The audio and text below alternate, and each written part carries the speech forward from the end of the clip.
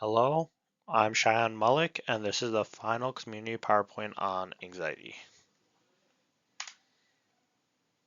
We will first focus on the community population and the basis of the project. The community is located in Streamwood, Illinois, and the primary concern was the lack of knowledge the young adults and adults entering the workforce had on anxiety and how to manage it.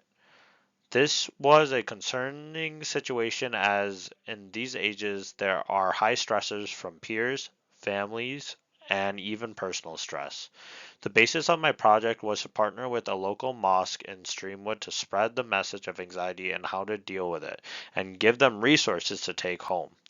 This was achieved through making a PowerPoint presentation and creating take home materials like a pamphlet. Let's dive into what the community of Streamwood looks like. To define what a community is to look at the people within an area who share common interest or characteristics from the same basis to form a sense of unity or belonging. This community has a population of approximately 38,000 people and have been around for around 65 years. The majority age of people in this population is anywhere from 19 to 64 years old. This is a well-kept residential area. As you drive around, you will find many single-family homes with sprinkles of apartments. These houses range from modern to a little dated houses, and parks and schools are found in pockets of the community. Next, we'll be talking about the social determinants of health, or SDOH. This is the basis of any human and how they function, broken down into five factors: economic stability, education access and quality, healthcare access and quality, neighborhood and built environment, social and community context. Of these factors, per our topic of anxiety and how our community struggles with it, the primary focus is going to be education access and quality with overlapping areas in healthcare access and quality. The community, upon visiting the facility, did not know much on the topic of anxiety. They voiced that they were anxious, they did have anxiety, but they didn't know how to deal with it properly, and they didn't know any surrounding resources that their city offers to even help. This brings me to my windshield survey, which the windshield survey was a very valuable resource to help me understand what this community is. This allowed me to organize the community and what it may feel like, what it looks like, and to even make some assumptions on how it runs as well. The first thing you notice when you drive around the community is a residential living area only. There are no shopping centers inside the community, as they all will border the community. Many of the main stores like Target, Walmart, or any big box stores are on the surrounding roads that surround this area. The towns that Streamwood borrows shopping centers from are going to be Barrington, Hanover Park, Bartlett, and Schaumburg. As you drive around, the houses are mainly single family homes with differing architecture.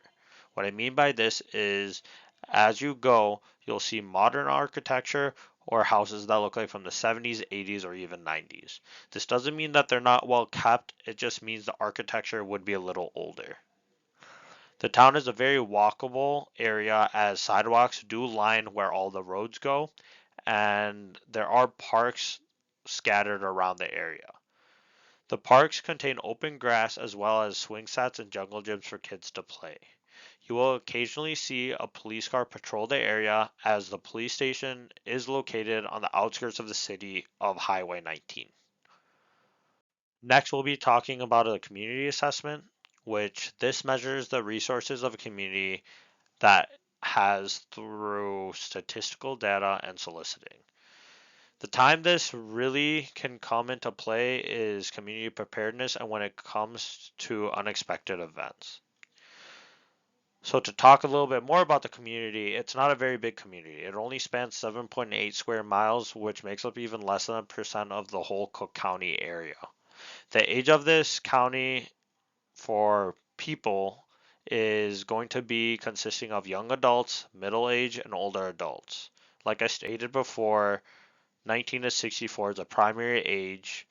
Under 18 is going to be 23.6%, and over 65 years of age is going to only be 14%. About a fourth of the community goes to college, and a majority of the community graduated from high school. This leaves about 75% of the community who is in the workforce. This is the middle class location as evident by the median income of 88,000. There are not too many elderly people who live in the community, once again as evident by 14%. The elderly population that do live in the area do not really utilize Medicaid, as only 23 to 25% use it. And as for healthcare in general in this area, only 14.5% is without health insurance. The available jobs that are posted in the Village of Streamo website can be found in the upper toolbar of the website, and it is labeled jobs, and you will find a list of 3 jobs currently, but if there are more, there will be listed more, and then a deadline date for them to be filled. As you look at the PowerPoint, you see there's 3 jobs of civil engineering and assistant village engineer, lateral police officer, and maintenance worker. 2 of them have a deadline of until they're filled, and one of them have a deadline until 9/20/23 at noon. When it comes to the leading cause of death, there was no specific Streamwood leading cause of death, but as for just Illinois in general, there will be heart disease, cancer, and COVID-19, as I'm sure all of us know it because we are all affected by it. The fertility rate is a little over half as uh, per 1,000 women. The community that is fertile is 53.8%, and these are from ages 15 to 44. There were only 35 fetal deaths that were reported in 2019, and as for marriage, there is a 62% success rate, as the other 38% result in divorce. Next, this brings me to diagnosis. My diagnosis I chose as risk for anxiety among Streamwood, Illinois young adults related to knowledge deficit on mental health care and available resources. When the information stated from the last 2 slides, how does this relate to the main topic of anxiety in young adults and working age adults? Per the U.S. Census Bureau, the majority of the population is school age kids or just adults who are starting out to work. The target population I chose within the mosque was from ages 15 to 28, who this profile fits. First, focusing on the school-bound population, as mental health issues arise in schools due to grades, influences, or peers, there is a 14% chance they do not have insurance. This matters because the first thing many people think of when something is wrong with their body is to go to the hospital, but there is a good chance that they also might not have insurance.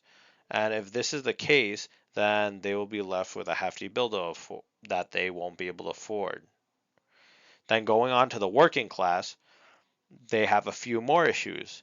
Because they're just starting out working, even though the median salary was around 88,000, the chances of entering a job and making 88,000 depending on your job is not very likely. Also on top of that, the overall population did have a 14% chance that you may not have health insurance, thus running into the same issues as the young kids. Older adults who are just getting into a workforce do have other issues, like maybe finding a home, finding a good paying job, or having children that can add to their stress and create much anxiety. Per NAMI, the National Alliance of Mental Health and Illness, over 40 million adults in the US are affected by anxiety, and most of the symptoms develop around the age 21.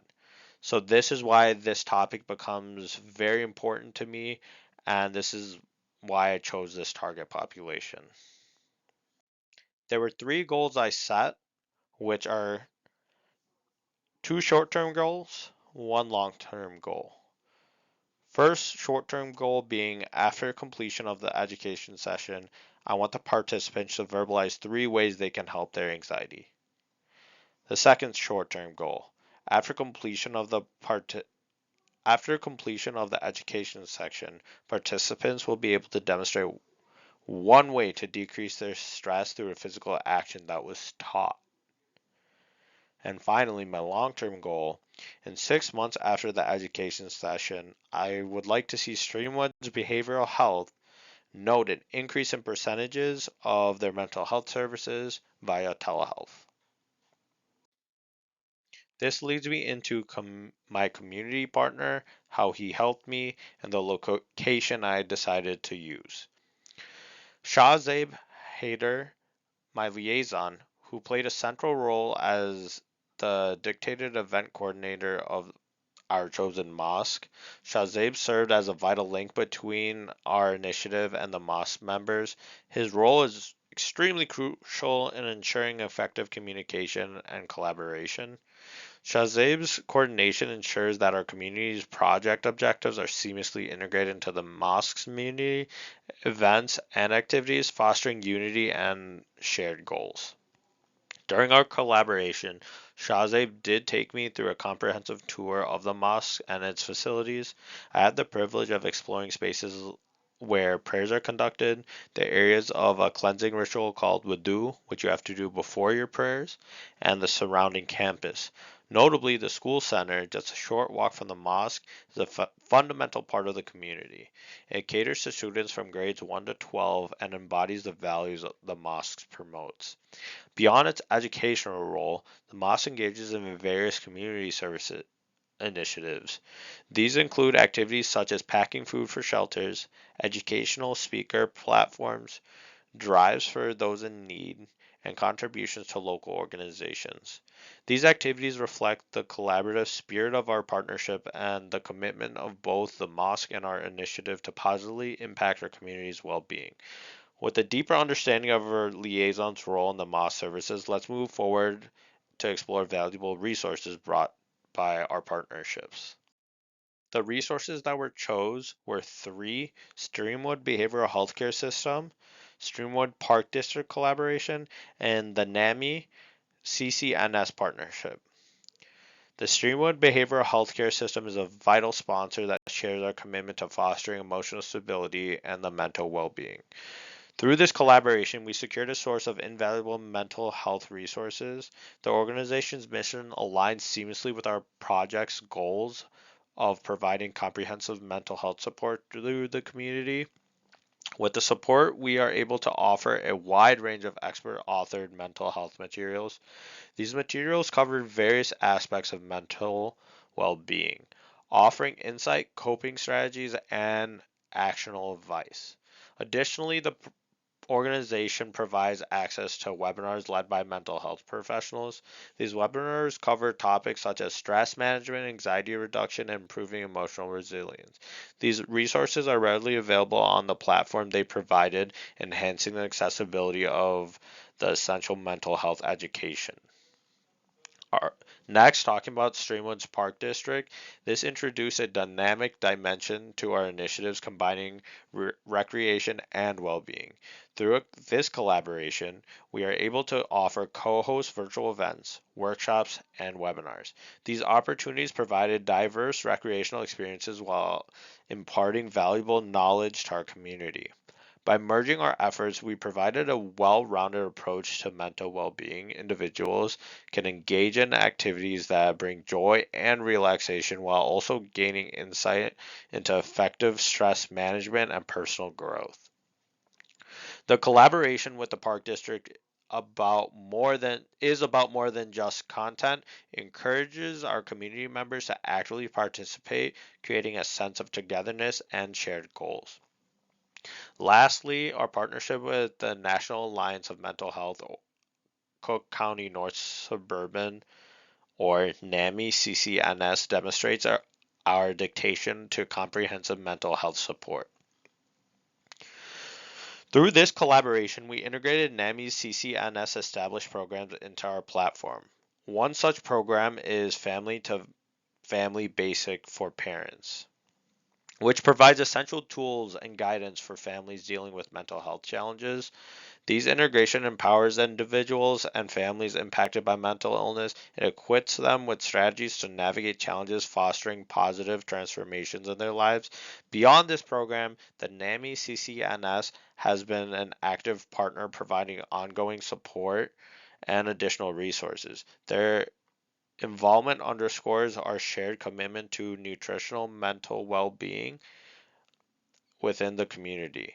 In these collaborations, we see a tangible embodiment of our dedication through shared knowledge, collaborative events, and comprehensive resources. We are nurturing a strong network of mental health support within our community. So this brings me to the meaty part of this whole presentation, which was the interventions. We're going to take a deep dive on each intervention I did, and I'm going to really explain what the importance of each topic is. My primary intervention was my presentation. In this presentation, it talked about what anxiety is and the types, why anxiety happens, and who can be affected by it, and what symptoms you also can expect. I believe when I developed this presentation that in order to fix a problem, you need to know the origin and understand how it works. Using this approach, I orchestrated an in-depth presentation on 5 different types of anxiety ex- and explaining each. For example, GAD, or generalized anxiety disorder, is characterized by excessive worrying and fear about a wide range of everyday situations, often without a specific trigger. Next, being panic disorder, it involves sudden and intense episodes of extreme fear of panic, known as panic attacks. Like this, I created a clear definition for the community to understand all 5. I then went on to explain how it may affect anyone regardless of economic status, race, gender, political affiliation, etc. This is important to understand as if they haven't experienced severe symptoms yet, this allows them to understand that they are not immune to it. Once they grasp a good understanding of the origin of anxiety and how it works, I go on to talk about coping strategies. I bring up numerous coping strategies like exercise, yoga, tai chi, balanced diet, sleep hygiene, limited stimulus, and many more. After giving examples of these, I then demonstrate and had the participants practice with me.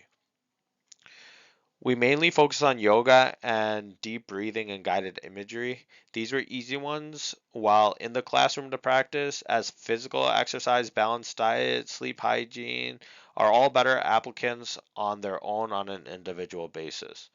Though personal experience, through personal experience and my professional and by professional advice, when I was anxious, I took on running.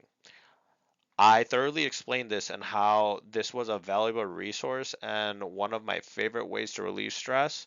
I thought that the physical exertion helped release cortisol, which brings down the feeling of anxiety. It was then important to me to break down the stigma barriers, especially for the younger crowd, as showing weakness can be embarrassing around their peers. The ability to think about your own well being among everyone else's is a hard concept to and people struggle, especially when your peers are sometimes the closest things to an individual at the high school or early college levels. To talk about seeking help from friends, family, or support groups were provided, and then also talking about scheduling consultations with medical professionals if they see fit. After the presentation was given, I had the participants group up and form circles to tell times they were anxious and how it made them feel. I encouraged them to really think about what they were feeling and how they could apply the coping strategies they learned today to that day or even moving forward. At the end, I asked if anyone wanted to share, but unfortunately, no one wanted to. Before they left, I handed out a brochure that briefly summarizes the PowerPoint presentation, and then on the back was the three resources I mentioned earlier about the Park District, the Streamwood Behavioral Health, and NAMI. These programs were briefly explained on the brochure.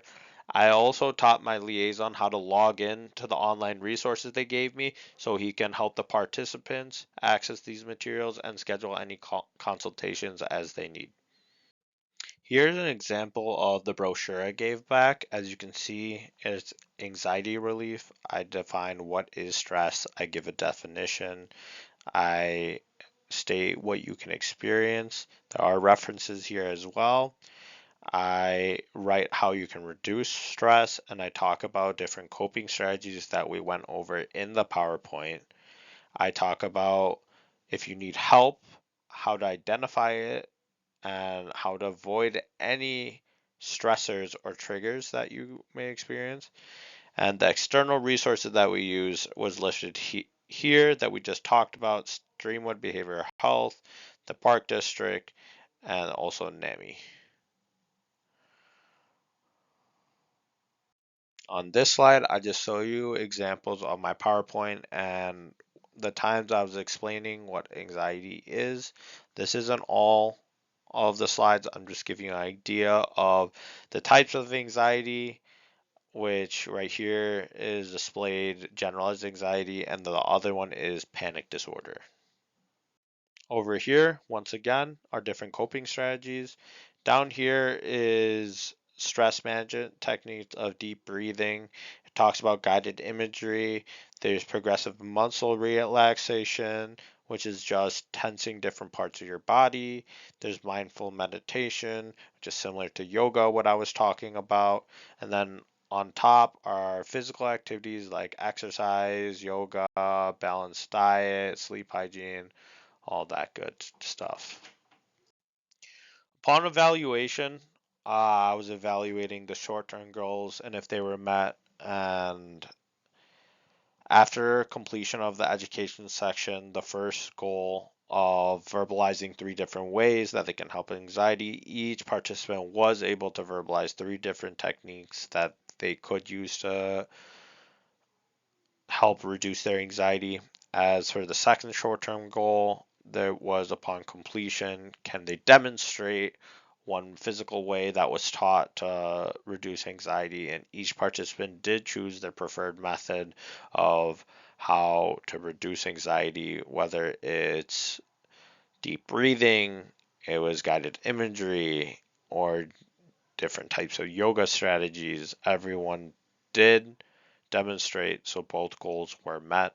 As for my long-term goal, uh, it will have to be evaluated in 6 months. So there is no way for me to get in contact with Streamwood Behavioral Health on this point right now, but within 6 months, I will be able to contact and see if anyone utilized this strategy.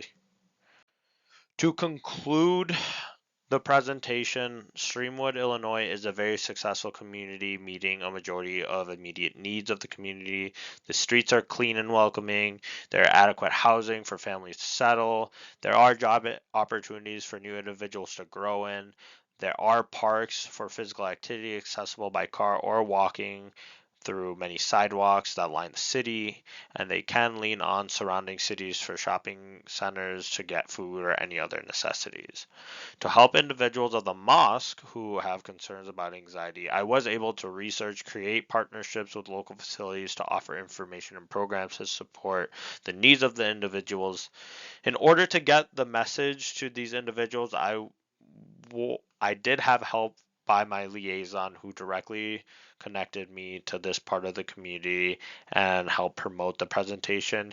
He was able to learn the external resources I gathered and will further help his community if they do have any questions after the presentation.